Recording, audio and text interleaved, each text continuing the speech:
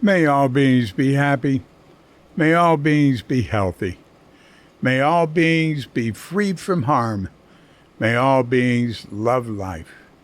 May all beings awaken. Welcome to another Cuke Audio Podcast. I'm DC, Poobah of Cuke Audio and Cuke Archives, doing our bit to help preserve the legacy of Shinryu Suzuki and those whose paths cross his. And anything else that comes to mind. I pray that you and yours are safe and comfortable, free from economic hardship, and able to get out and do whatever it is you want within the limitations of the universal precept of do as little harm as possible. It's raining. You might hear it in the background. So today, we do not have a guest. I am going to talk about Tassajara Stories, more Tassajara Stories. Those of you who were expecting the second podcast from Bob Britton, I think that'll go up next week. So, why I'm doing this today is that Edward Brown and I were guests for a Zen Center online Zoom event. Actually, they invited me to talk about Tassajara Stories, and I invited Edward to join me. And so we both talked. And there's that was 2 hours. And you can still see it for another 3 months. And the link to that, Zen Center put it up. The link to that is in the metadata. And also, I posted the link to it on the Cuke.com daily blog, which if you don't know how to get there, just go to Cuke.com, CUKE.com, and hit What's New. And then scroll down till you see a link to that event. Even better than that, I'll put it on the blog post for this event. But even better than that, I just figured out, we'll put a link to it on the DC homepage. So just go to Cuke.com, hit the drop-down menu button for DC, and there you'll see right there, recent, and it'll have that link right there. Clearly identified as the Night of Tassajara Stories. After that event, I felt dissatisfied with mainly my first answer to the question that Helena, the host, asked. I started off sort of slow. And I thought, gee, I wish I could redo that. But that's very common. That's called the spirit of the stairs. Usually that's thought of in another context. Like you were at a party and somebody said something and you had a comeback. But no, you didn't have a comeback. And then at home, walking up the stairs, you thought of the perfect comeback. So this is my spirit of the stairs. And then there were questions that were asked by people, I've submitted them in the comments that weren't asked. So I'm going to address those.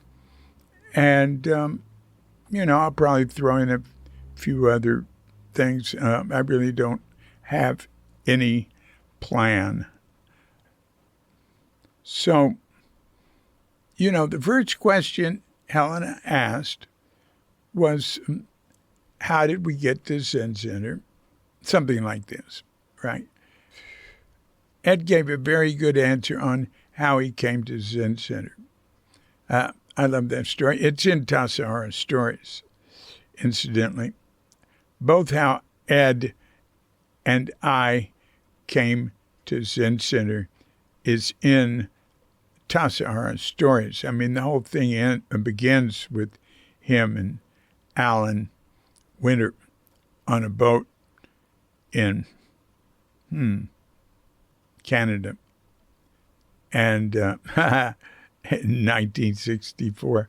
But it follows them to Zen Center. And also, how I got to Zen Center is in Crooked Cucumber, and they're different. If in Tassajara Stories, when I told something that was also in Crooked Cucumber, I told it from another point of view. I told it in a different way. There's only one story that is pretty much exactly the same in both. And I'll tell that now before I get to how I came to Zen Center. Because that, to me, it's so classic that I couldn't resist. It was before the first practice period. It was well before it. Although in those days, the months seemed longer. So let's say it was March or early April 1966, and Suzuki Roshi came down, probably March, to Tassajara, and there were, I think, about a dozen of us there. But before more arrived to help get ready for the first guest season and first practice period, we sat zazen in what was then sort of the bar area and lounge, and the area that became the Zendo, the old Zendo that burned down. We were sitting there. After Suzuki's talk, he asked if there were any questions. And Bob Halpern shot up his hand. And Bob was very familiar with Buddhism and Zen then. He'd had a bookstore selling spiritual books on Sunset Strip in L.A. called the Satori Shop. And he was well read. And he'd been sitting with Maizumi and Suzuki Sokoji since 65. So anyway, he said, Suzuki Roshi, there are, in Japanese monasteries, they have rules, that, and here there are, it seems we need more rules or something like that, People are talking in the baths when, you called it a place of meditation and during work and this and that. So he pointed out something like that. Nobody objected to his question. Yeah, because we wanted to practice Zen. And Suzuki said, rules, yeah, we need more rules. Over there, there's a broom standing on its bristles. That will bend the bristles. And the broom won't work as efficiently. So you should stand it on its handle. There, that's a good rule. So I call that the first rule of Tassajara. So how did I get to Zen Center? I didn't say anything. I just started off with, I arrived in 1966. My mind was still sort of blank, I guess. Anyway, I was raised in a home with a spiritual teaching that was quite compatible with Buddhism. It was, we read the Bible. My father was really sort of our guru. We had a non-theistic, non-literal interpretation of the Gospels. That's what it got down to. And that was not unique. There was a huge spiritualism and New Thought Christianity movement in America in the early part of the 20th century. It sort of turned into the New Age, and we were part of that. Okay, so that was really good grounding in that. It was also a non-racist, non-homophobic, all that, those things didn't come up, but you couldn't say bad words in my home. You couldn't criticize people or anything. So that was good. But, I was always a rascal. I was eager to get out. So I did a little civil rights work, and I was with SDS. I dropped out of college first year, toward the end of the first year.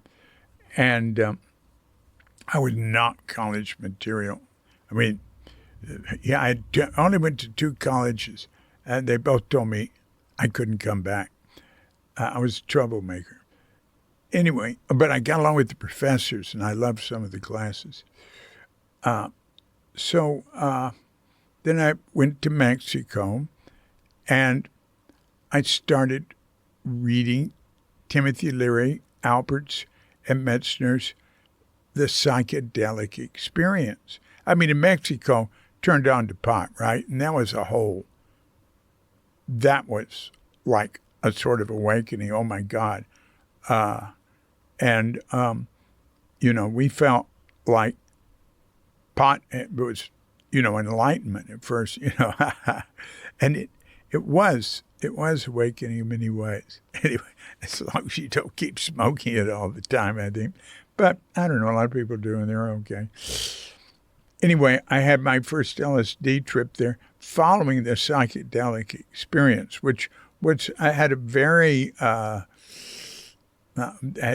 good advice on how to take LSD, like watch for the setting and have a guide, that sort of thing. Anyway, that was eye-opening. And then because my hippie friends there were, the second school I was kicked out of was in Mexico City. I wasn't kicked out. I went there. I dropped out in the second quarter, and they said, thank you, but please don't try to come back. And so everybody was going to San Francisco, and I kept hearing about it and everything that was happening there. There was no talk of Haight-Ashbury yet. This is 66. When I got to San Francisco, I moved in with my hippie friends, and we smoked pot and played around. And it tells about that in Tassajara Stories. And I had to get out of the draft that summer, and it tells that story. And that's a cool story, incidentally. Then I went home to deal with the draft, and I had a very powerful LSD experience there with 2 friends as guides, where I experienced what they set you up to do in the psychedelic experience. I experienced the clear light. And, after that, I went, whoa, that's it. I mean, that's what I should be. I realized I should be meditating. I should be with other people who meditate. And I realized LSD, continuing to take it, wouldn't be the way to do it. I did take it a few more times, but not. The last one was before I went to Tassajara in February of 67. So then when I went back to San Francisco, I thought I'd, go to India and sit with a guru in a cave. That was a very common thing people thought then. I hadn't read much about Zen. I'd read a little, but I hadn't gotten that Satori drive that a lot of people got from reading Alan Watts and D.T. Suzuki.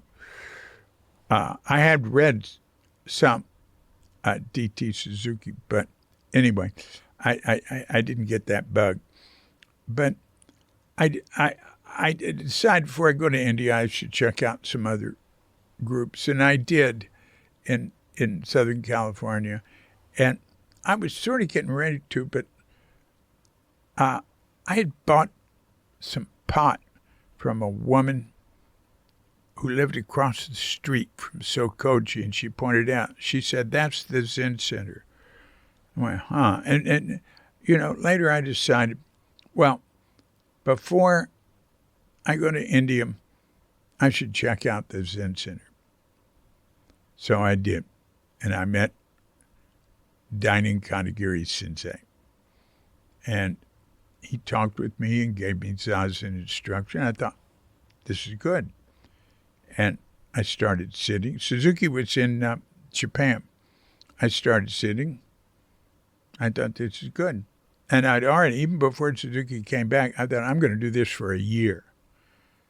And I went to every Zazen afterwards. Every session, every Saturday, there was, I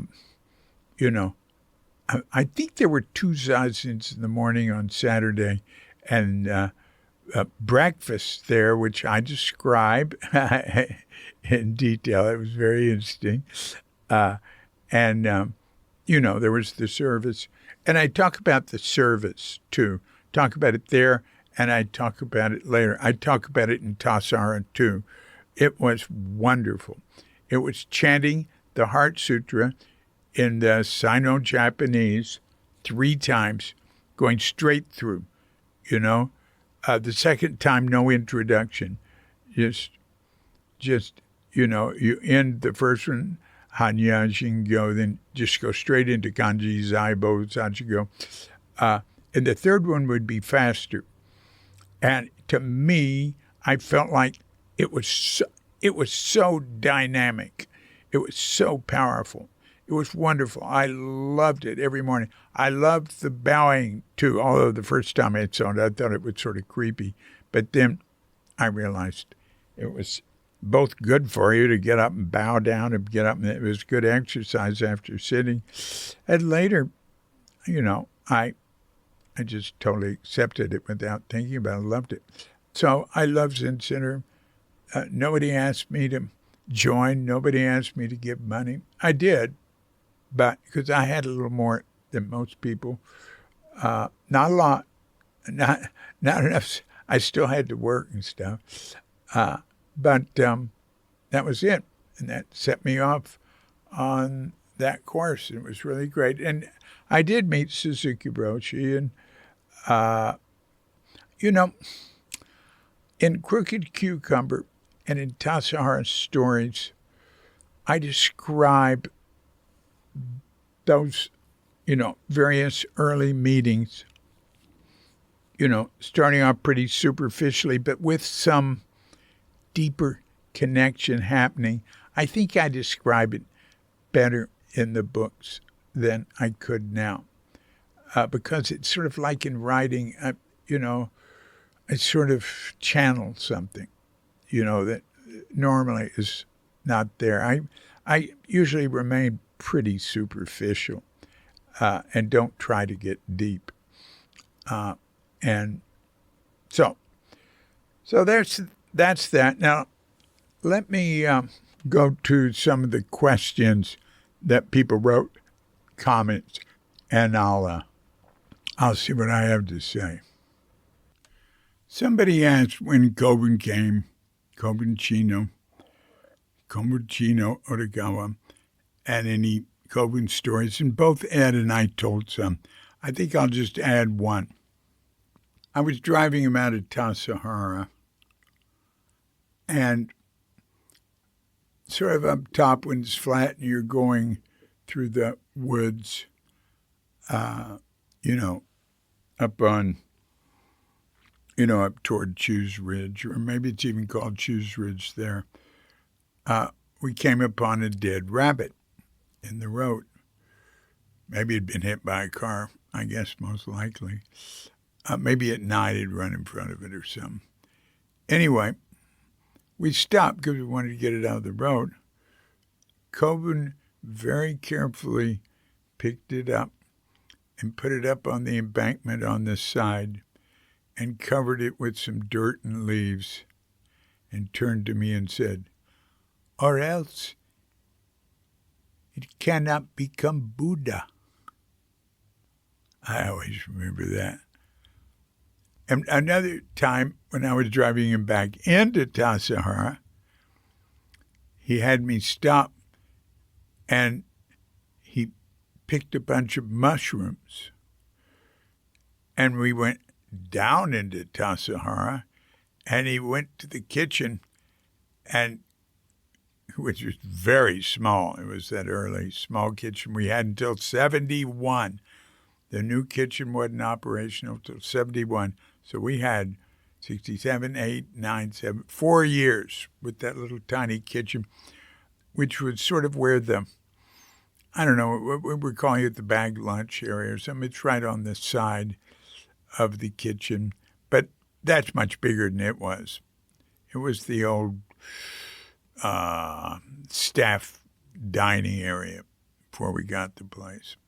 And I talk about that and how the original kitchen was accidentally torn down so that we couldn't use it while we were building the new one. Anyways, all sorts of stuff like that in Tassajara Stories. Anyway, so I went, Coburn, how do you know these aren't poisonous? And he'd say, my mother would make these. They're very delicious. And a lot of people were suspicious, but he made them. And nobody died. It was great. So, yeah, there are many. If you go to Cuke.com, in the site search box, write Kobun or Chino. You'll see more about him, a lot about him. All right, let's go to the next question. Oh, it's an interesting question. Was wildlife like at Tassajara in the early days? Were there a lot of blue jays? What critters were around, and how were the interactions between humans and critters? Foxes? Fish? Well, that's very interesting. Other people would be better at answering that. David Rogers, and there's this section for David Rogers on Cuke.com.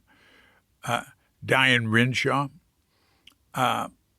and there's a page for her on Cuke.com. She's amazing. But, most of the Tassajara was teeming with wildlife and fish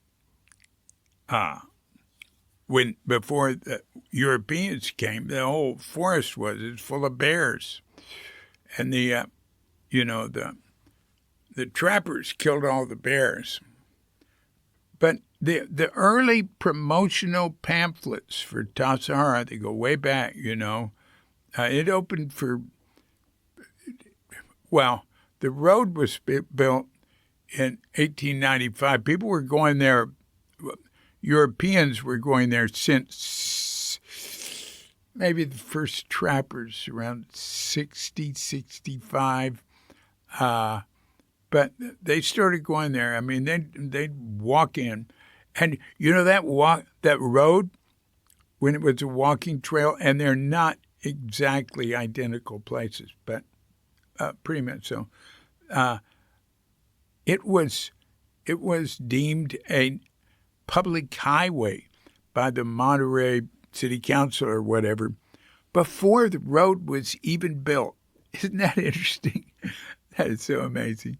So anyway, the early brochures for Tassajara, when there, horse and buggy could bring people in, and then cars, they were saying, there was hunting, fishing. It showed people, drawings of people fishing in Tassajara Creek. And if you look at a brief history of Tassajara, available through Cuke Press, you'll see pictures of fish that people caught and stuff like that.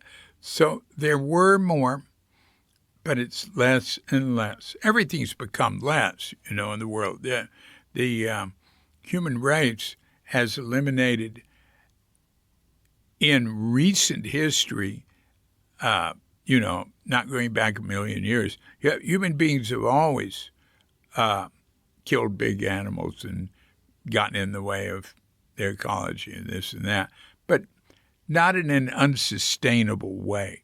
It's just been part of history.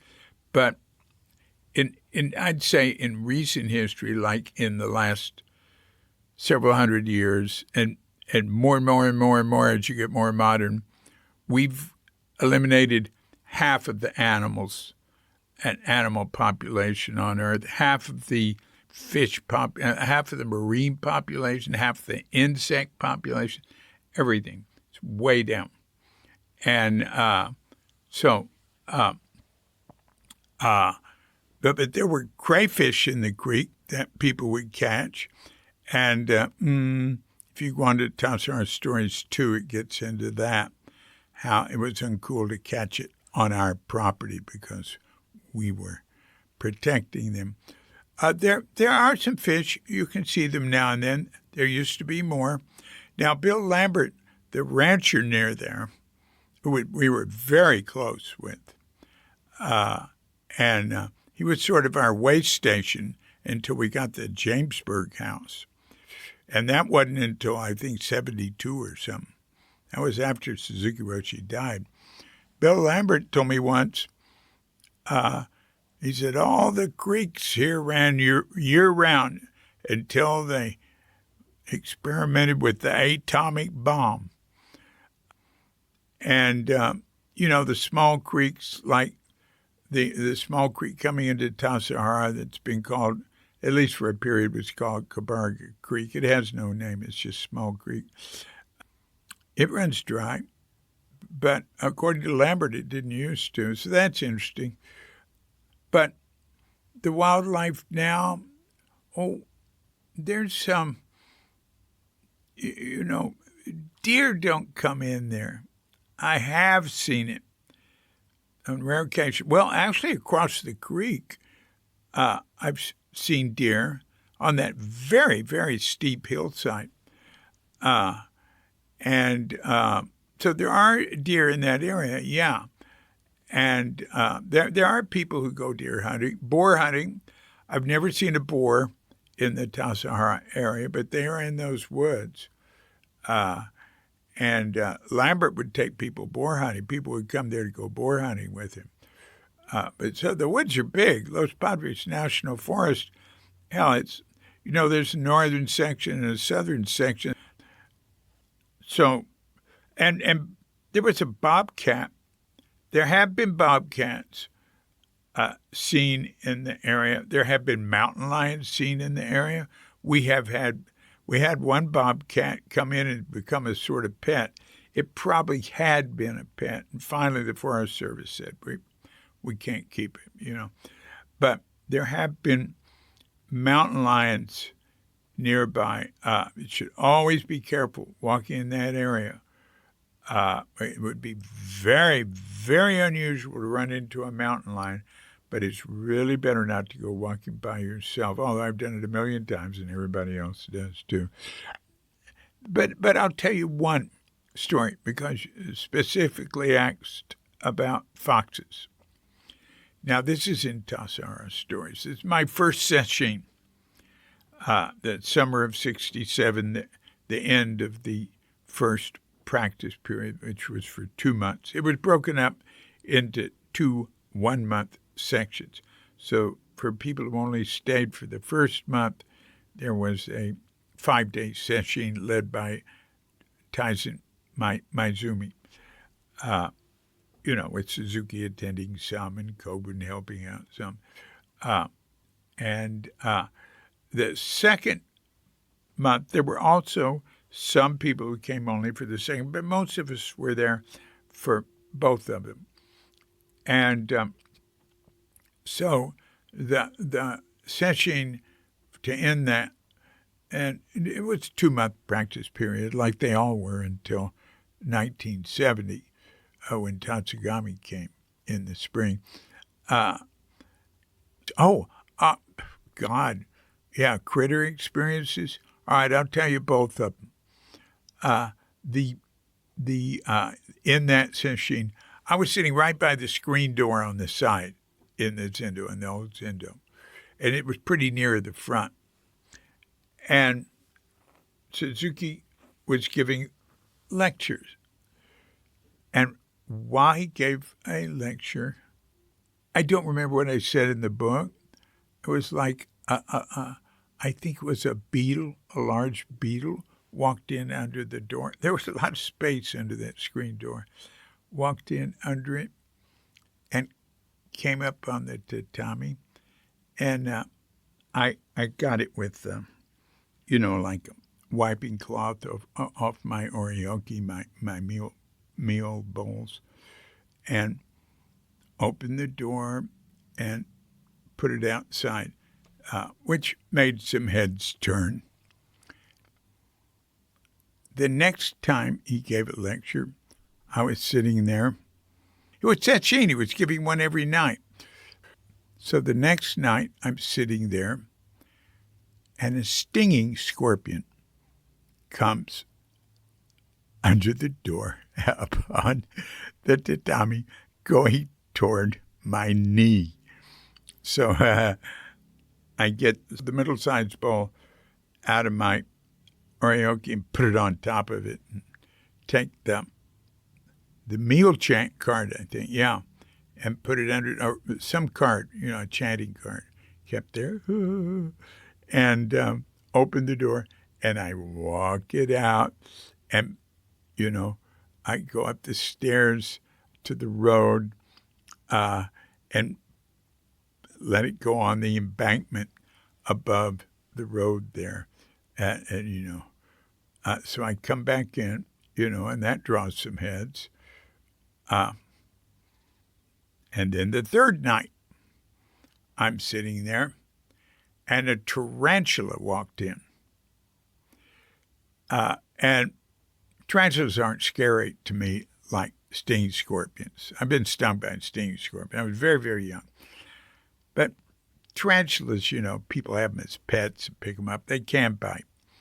But anyway, I don't pick them up. I have new friends that I had a friend who had a pet tarantula, and she'd take it with her places. Amazing, huh? So I got it, and I put it up above the embankment there, too, because they freak people out. So that's a critter experience. And all right, I'll mention a few other things. There are no-see-ums, the little, you can hardly see them, gnats or something that get in your eyes at sunset. Around sunset, around near the creek, they were bad. When they were around, they were really bad, but mainly they weren't. Flies, they were bad, but we were creating the flies because we were serving meat and fish and hadn't yet figured out how to do a compost to get rid of them. But flies were a constant problem. But I write a lot about that, about fly herding, which we learned from the Becks with snapping towels, getting them out of the dining room. They were doing it in the kitchen. The biggest fear there from the point of view of medical people, and this would be the same now, I'm sure, was a bee bite. Or, maybe wasps are included in that for people who are allergic, and it can bring on an anaphylactic shock, and you need an immediate shot of epinephrine. That's adrenaline in your outer thigh muscle.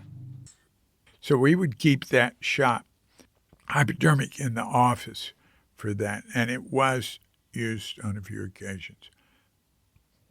So on to another experience with an animal. Toward the end of the 5th day of that session, I walked out. This is after dinner, so there's a break, right?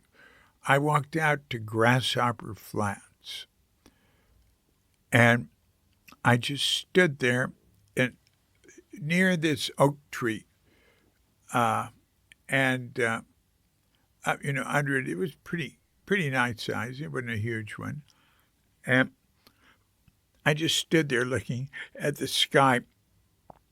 Now, the creek at Tassajara runs east. Funny, it's going backwards.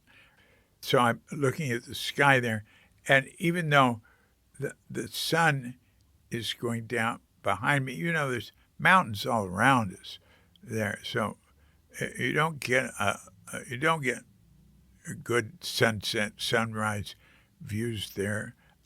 And to look at stars in the sky, you gotta lie down and look up because there's so much to the sides. But anyway, I was like, there's a little V in the mountains there. I'm just looking at the sky, and even though it was not the sunset side, it had colors.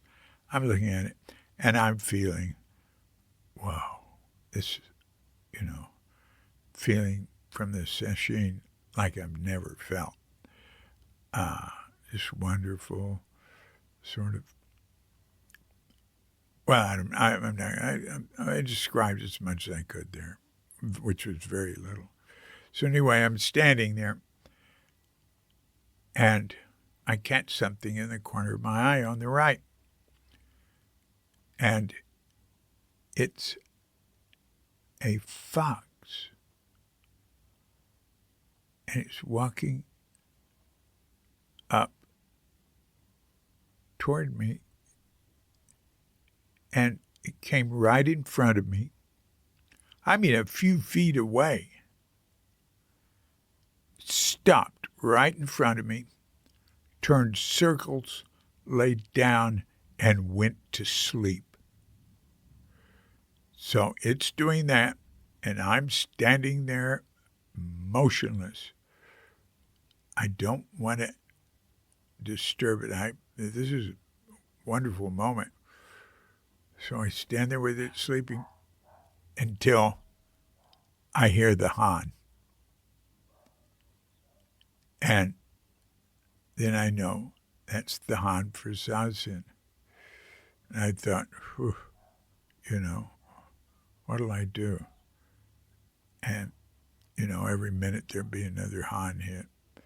But before it became something to deliberate over, the fox got up and slowly walked back where it came from. So that's my fox story. So, let's see, we got another question here. Oh, one thing I didn't answer about wildlife is it was asked, were there any blue jays? No, there were not. At Tassajara, there were pigeons. And there's a history with pigeons, even with sending messages with pigeons. But ours didn't send messages. They just hung out around the kitchen and ate anything they could get their little beaks on. There were a bunch of them, and they were irritating. And, Herb Cain called them rats with wings because of their influence on San Francisco. So, if somebody put some cat food out, we had a cat back then. I really don't remember much, but I remember cat food. Yeah, you couldn't leave that out. They'd be gone. You had to be careful. But they weren't aggressive like blue jays. I decided we needed to get rid of them. I didn't ask for permission, which, complicates things. And anyway, I don't think anybody would have minded. So, I was running the dining room in the guest season. So one day after the breakfast break, I set up a cardboard box with a stick on it and a string. I didn't hide. I just sat there. And, I put probably cat food in there. So, one by one they'd go in there, and I'd pull the string, and then I'd get them and put them in some bigger box or something. I don't remember what I put them in. So one by one, I got them all that way, and I put them in the back of the shopping truck, and I drove them out to Carmel Valley. Then I came back, and they were already back. So I was going on a rice run. I volunteered for it so I could bring the pigeons along to Dos Palos, to Coda Brothers. Coda Brothers was well known all over the state for growing organic brown rice. Short grain, long grain, some white rice, gluten rice. Anyway, before Tassajara, we were buying Coda Brothers rice in San Francisco. Not Zen Center, but I was living with Lori Palmer, and we had a macrobiotic diet, and it was like lots of brown rice, and we'd make brown rice cream with a grinder, a Portland mill, which when I went to Tassajara, I got a Portland mill and brought it there and made gamasio and made rice cream and different things. There were small numbers of us. I ended up working in the kitchen a lot and, making strange combinations of food. And the few of us there, everybody liked it. And so that was working out good, and that was fun. So a lot of people started arriving. Ed arrived to take over the kitchen. I didn't know anything about it, but I didn't feel qualified. I was happy to turn it over to him.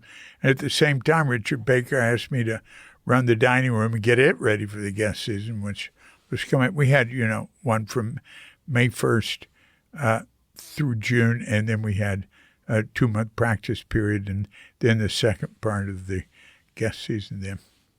So I took the pigeons in the shopping truck, which had a roll-down back, all the way to Dos Palos, which was quite a distance. It was the distance driving there from Tassajara is 140 miles.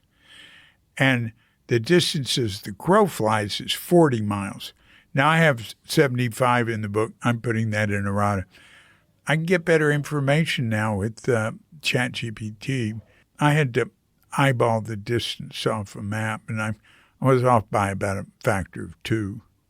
You actually go on I-5 a little, which is goes down the middle of California.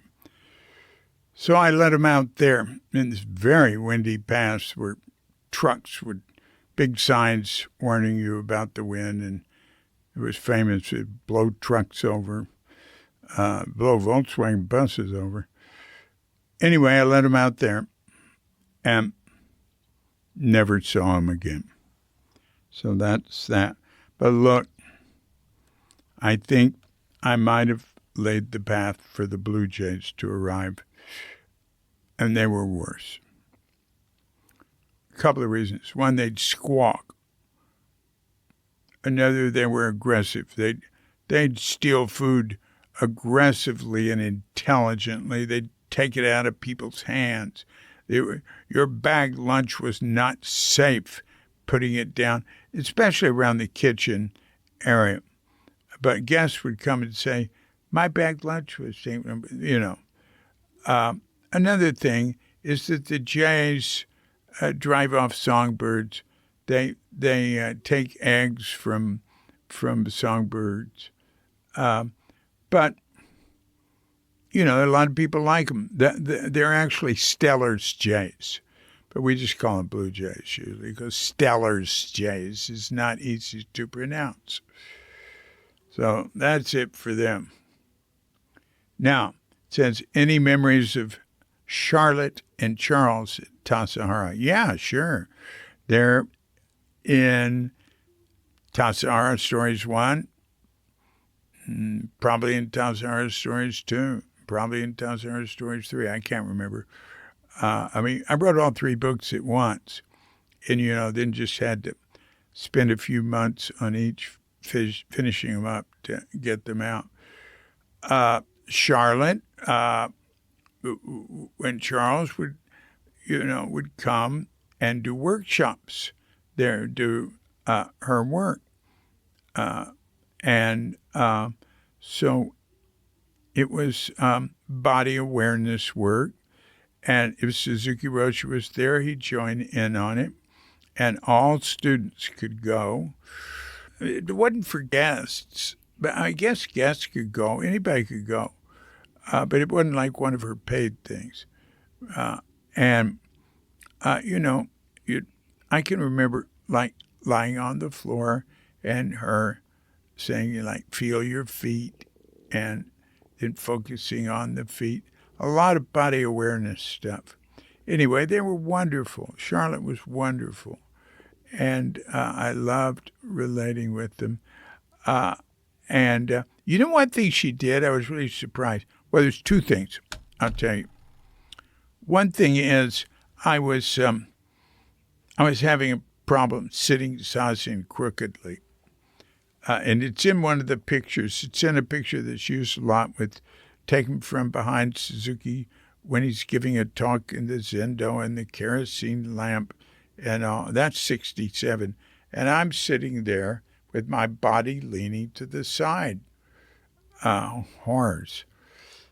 And Charlotte noticed it, and she told me, she had this German accent, "You're carrying the trays to the dining room with just your right arm, aren't you?" And I said, "Yeah." She said, "It's making you tilt to the side. Use your left arm, too." And I went, oh, my God.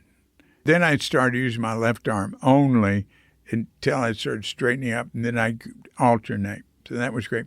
But she did one thing that everybody should know better than. And it was a body mistake. I thought it was funny. She said, my first wife, Diane Goldschlag, now Daya, with her Zen group in Spokane, Washington. And also, she was my girlfriend there from the day she arrived. Oh, gosh. Yeah. Well, 8 years, boy. We were tight. We still are.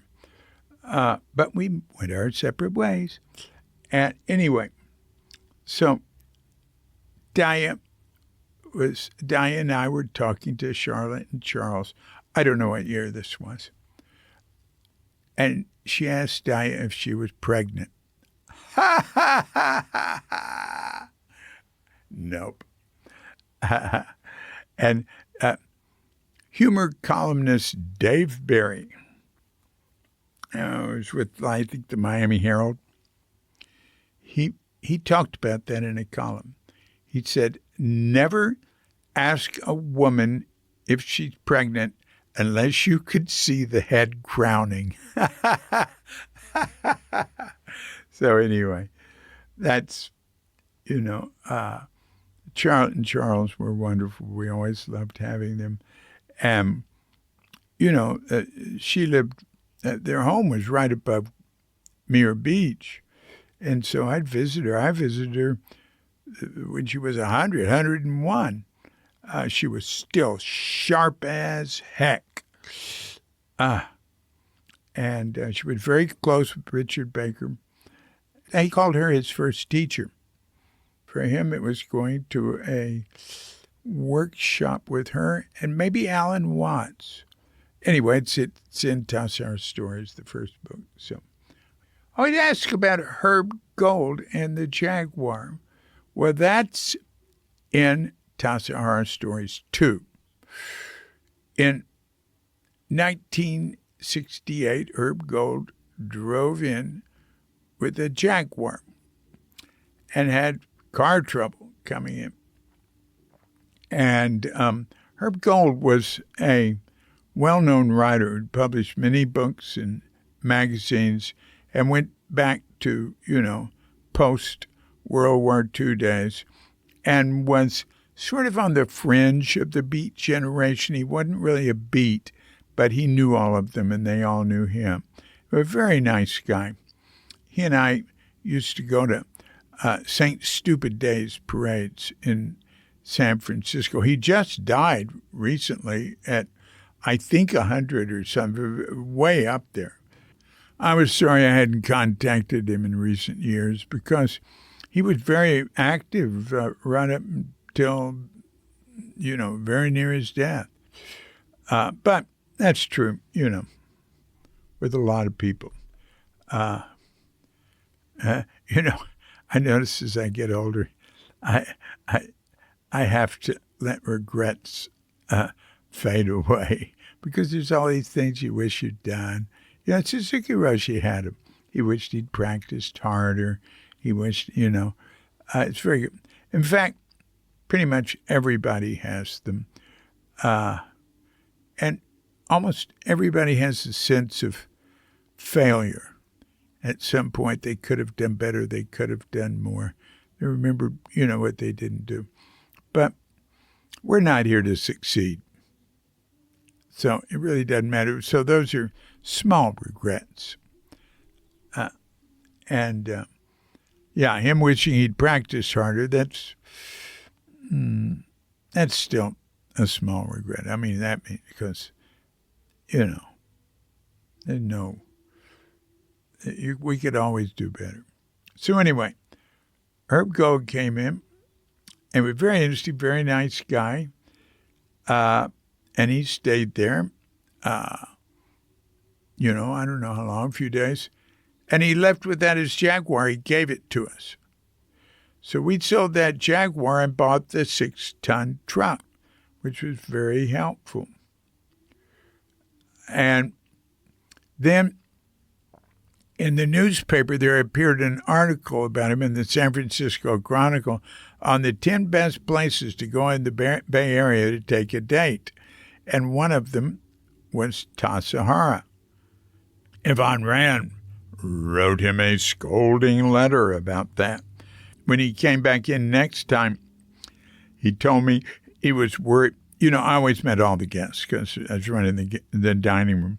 In fact, I tended to meet all the guests regardless of the time of year because I was very extroverted and most people there were serious Zen students.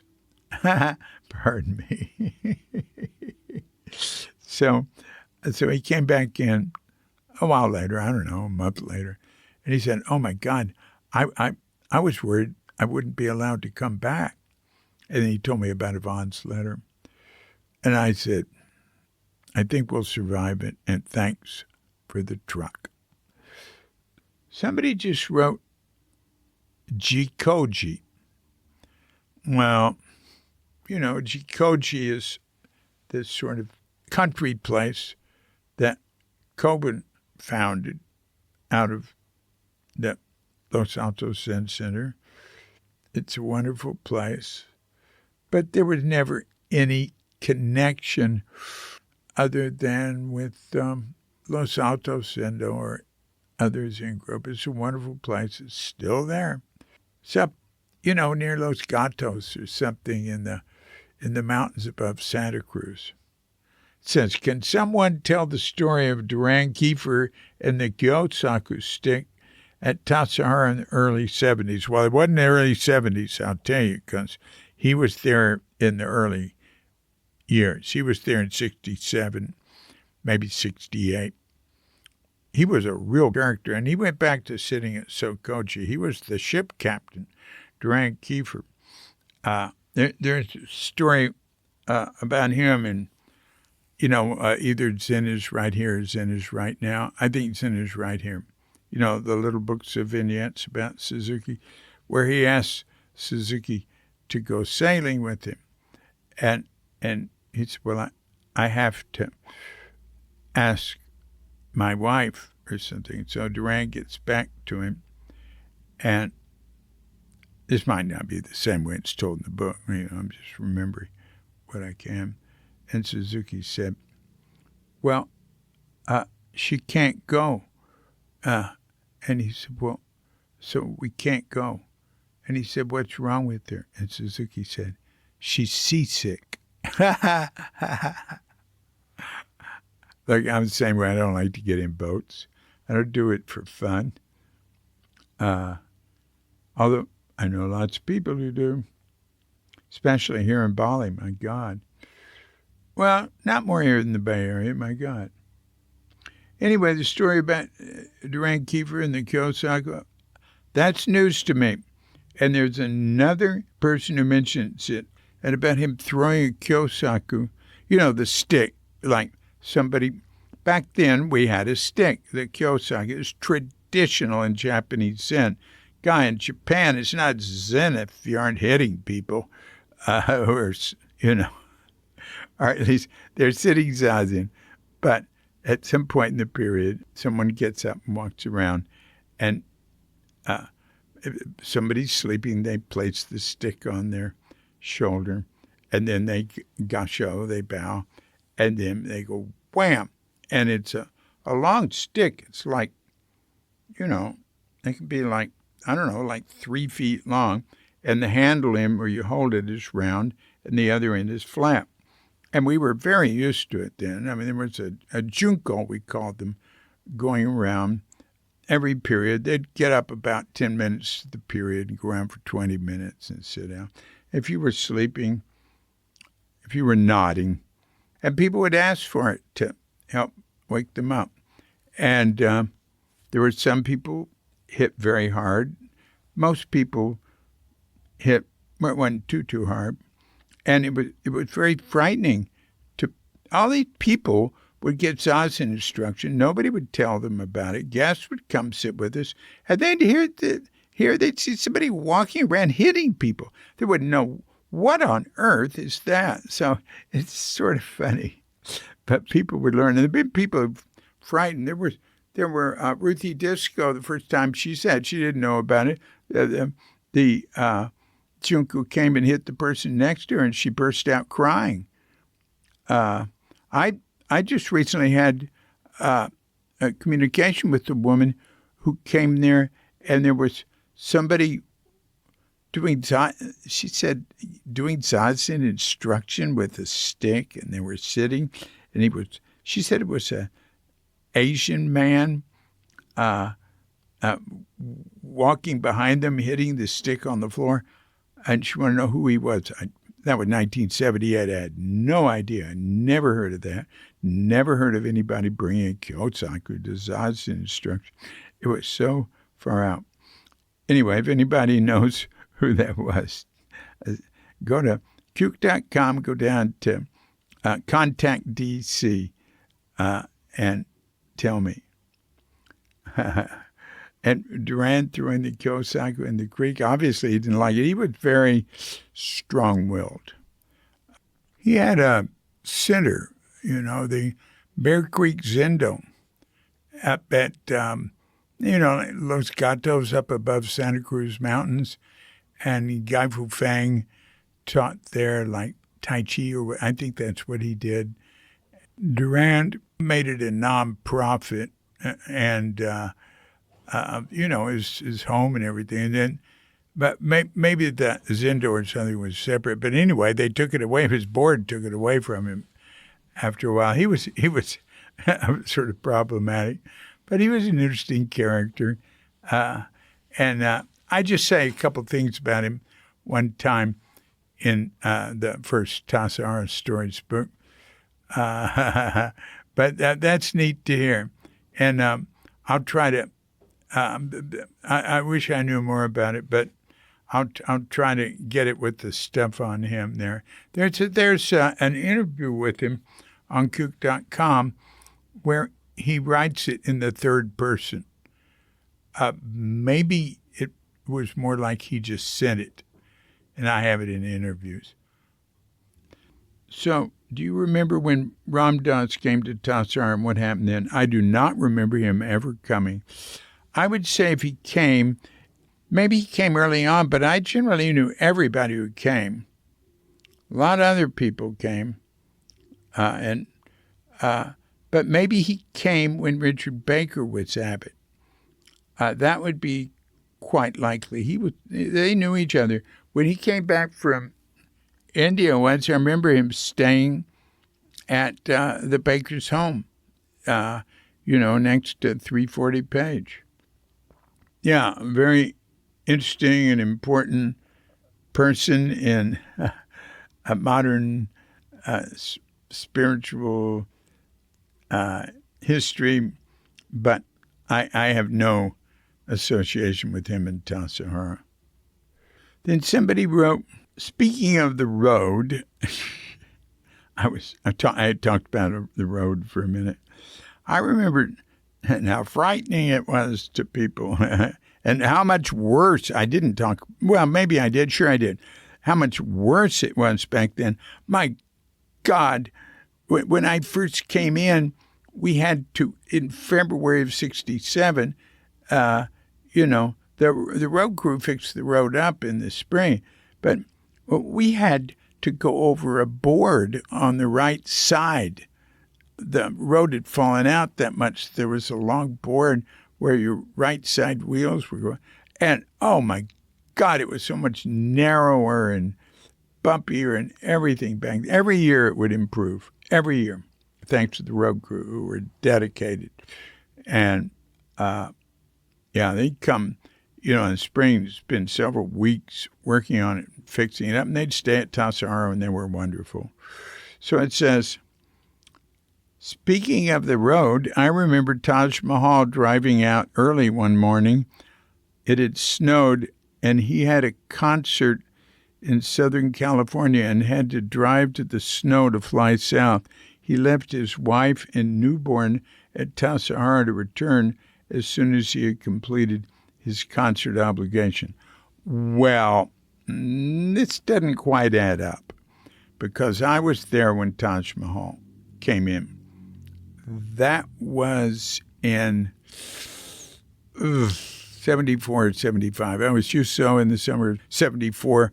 I was director in 75. And they did have a newborn. And this is summer, guest season. Could have been early guest season. In fact, I think it was because he helped. We'd gone out and got a bunch of pears, and we were preparing them to put on racks to be dried in the sun on the roof. And he worked with us on that, and that was a lot of fun. He was a lot of fun to work with. It was really good work. He was better than us. He was there during the guest season, so it had to be after May. And snow on the road would be unusual then, but not impossible. But he was there, and that did happen, that he drove out for something and came right back in the next day. And we took care of their very newborn baby, Diane. At the time, Diane goes like me, my wife. We were living there with our infant, Kelly. We took care of the baby so they could have a nice time going down to the Narrows and stuff. And they came back and we said, this baby is very sick. You have to take it to a doctor immediately. So they did, and the baby died because it had a congenital problem. Actually, I think they had a couple of babies like that until they had one that didn't have it. So I do remember that. Taj and I became very close. We were involved in other stuff outside of Zen Center. I got involved with California Conservation Corps stuff when I was working for the state of California in the Jerry Brown administration. I tried to set up a China trip for him. He's still going, still playing music. I get reports on him. There's a guy who comes and stays here nearby the guest house where I go swimming, who played with him, played ukulele with him on his Hawaiian music tours of Europe. And so he's been in touch with him recently. And Jane Okamura was just in touch with him. because he and Inshira had dinner with us when I was living with Elizabeth Okamura, which was after Diane. I was there 8 years. So, wonderful guy, solid music, always music. He was well educated. He wanted to be a farmer. I mean, he'd studied agriculture, like in college and stuff.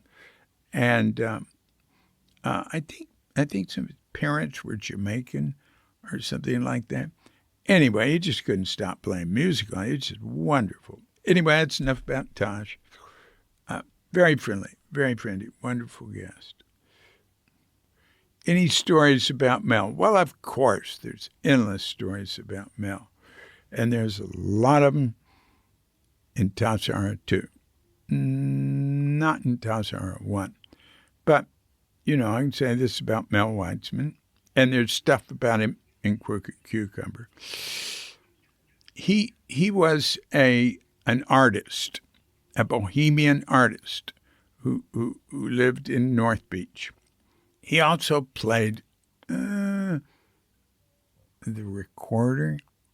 Anyway, Liz, who I lived with in Bolinas, after she and I went our separate ways, and I was with Elin Schweikart for, 16 years, but still kept in touch with Liz. Mel would go out there once a week and play music with Liz in Bolinas from Berkeley. And Liz was a wonderful pianist. And there was a woman who used to go to Tassajara, a doctor. I think she was anyway, she might have played flute.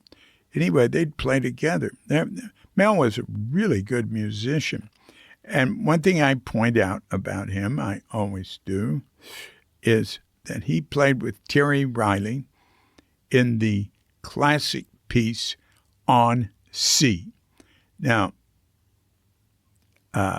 that's for people who are into obscure music. Anyway, it's a well-known piece.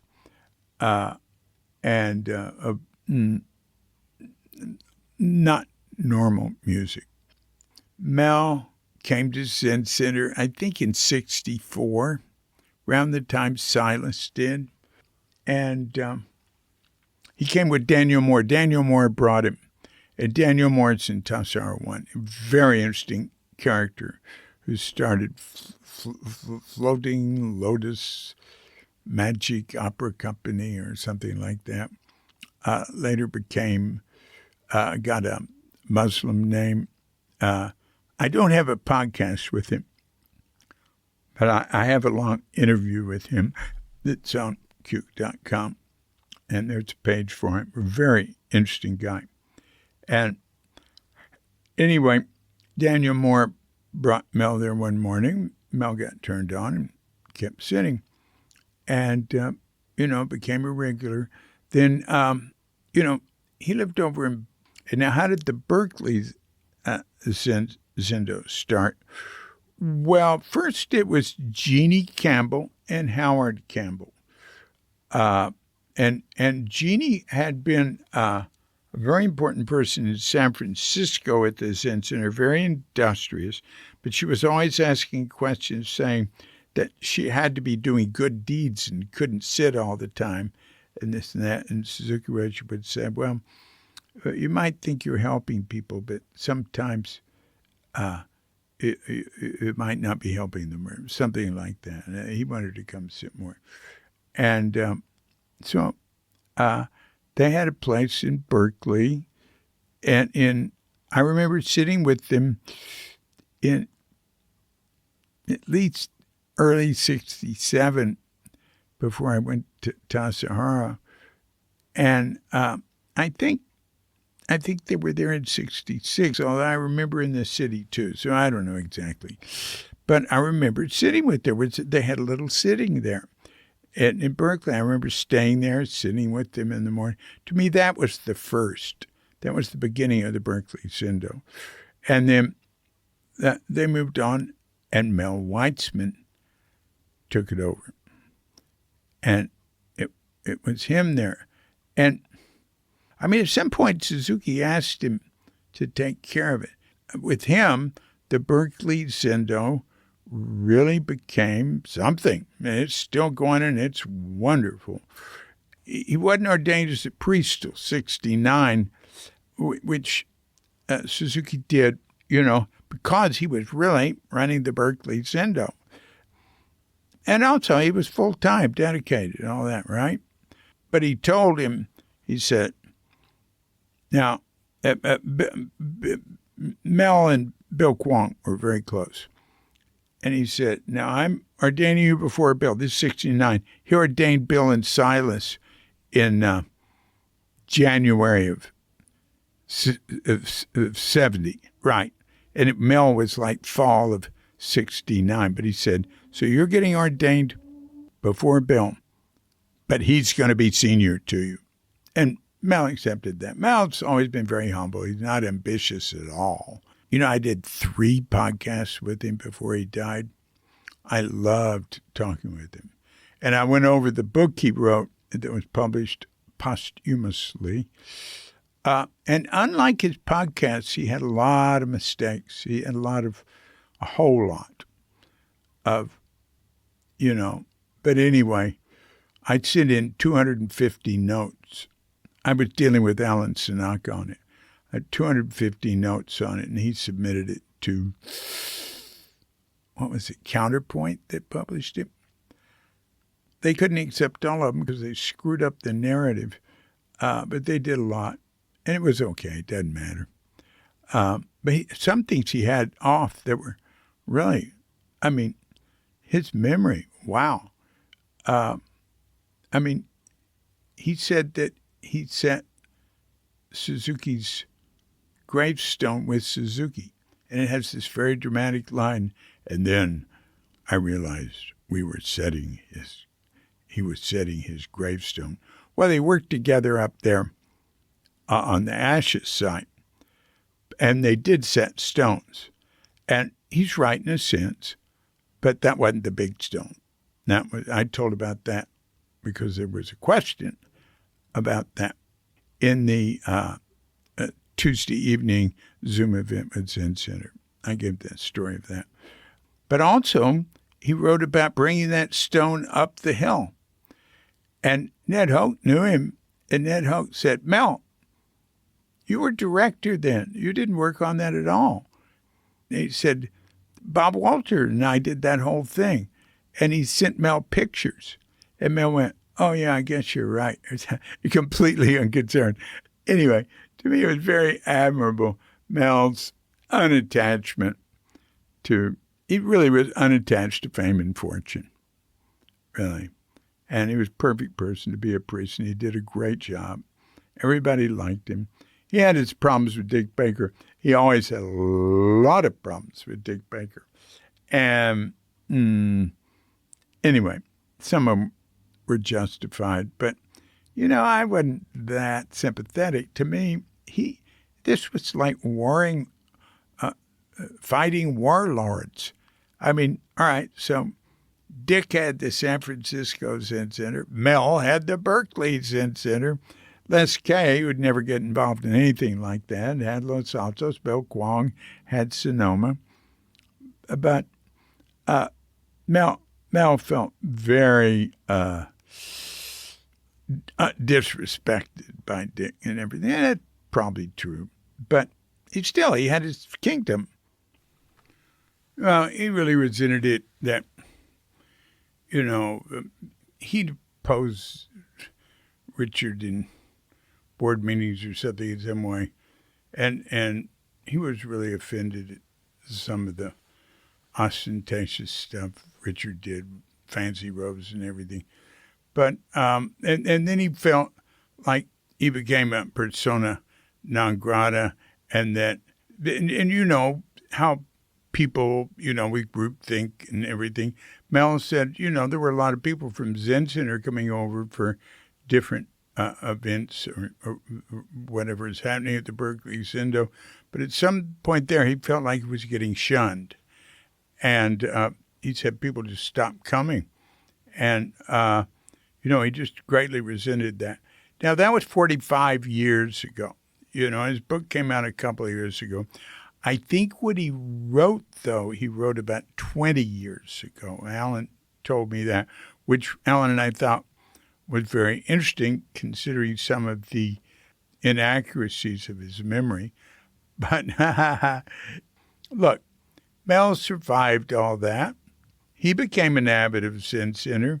So it's just something that happened along the way.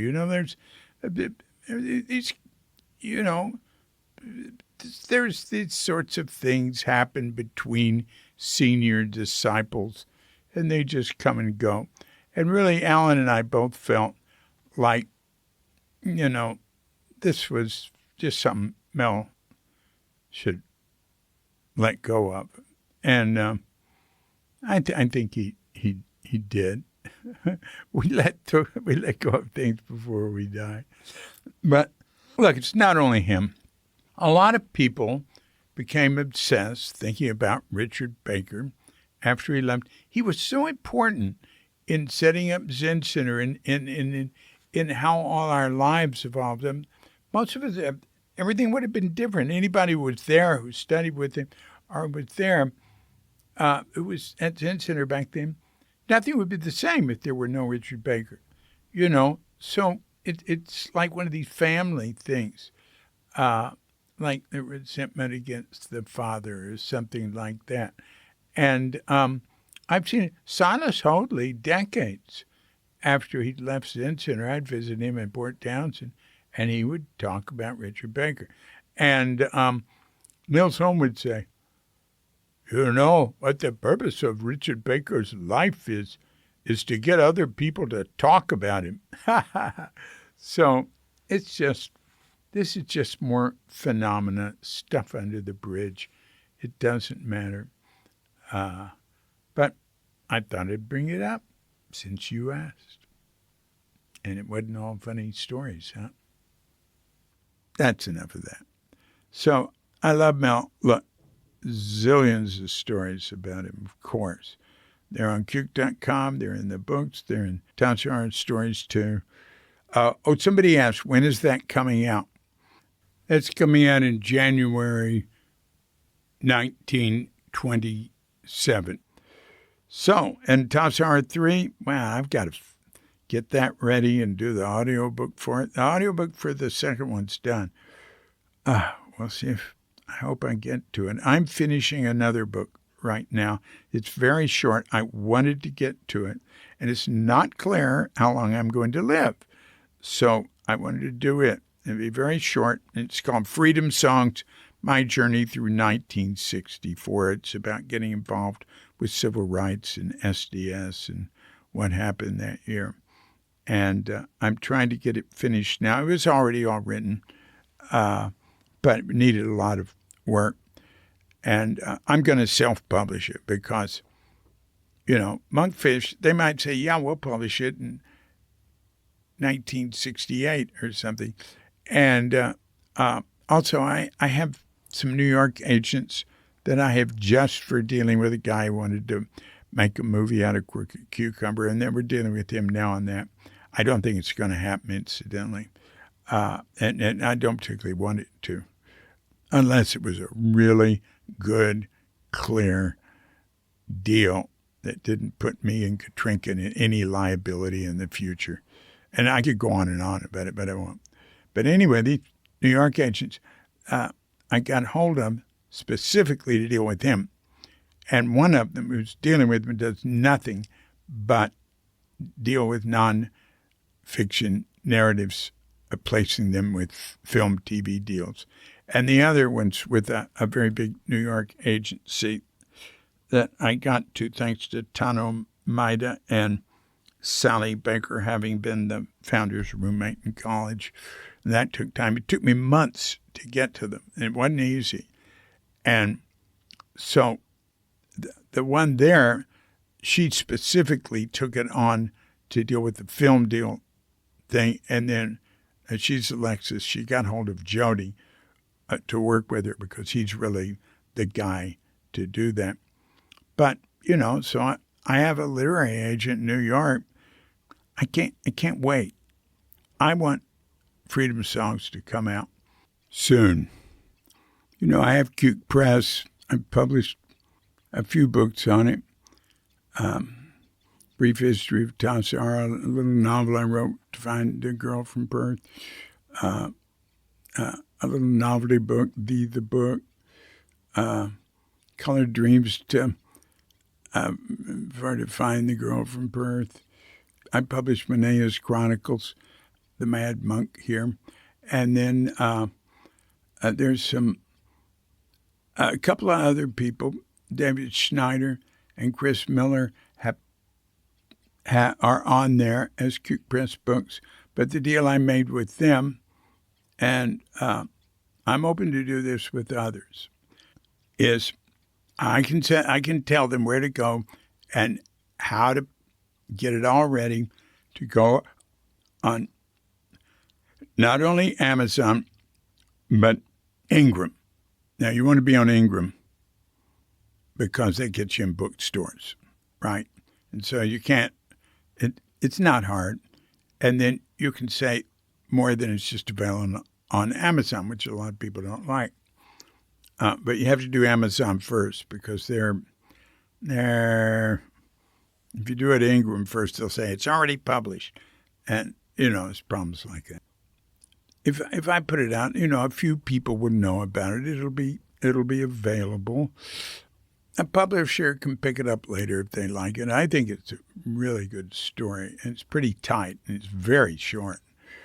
I think it might end up being a 130-page book, like Zen Mind, Beginner's Mind, but not at that level.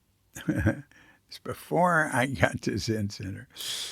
Okay, so, I guess we've come to the end. Of course, I could keep talking about all this forever, as I'm sure you can tell. But I think this has been enough, except for one thing I want to say, and that is thanks a lot to Helena B. for making the Tuesday night with Ed and me possible and hosting it, and for letting people know that I would be making this podcast following up on that Tuesday night Tassajara Stories event, and for sending me the questions. Anyway, thanks a lot. Really enjoyed working with Helen. I appreciate your coming. I appreciate all of you. And I look forward to being with you more and more and more as long as we can in this life and into the beyond. So this has been a Cuke Audio Podcast. I'm DC Puba of Cuke Audio and Cuke Archives, coming to you from sleepy Sanur with Doggett Bandita, Feline Manis, and dear, lovely Katrinka. And we're wishing you and yours and all of us a grand awakening.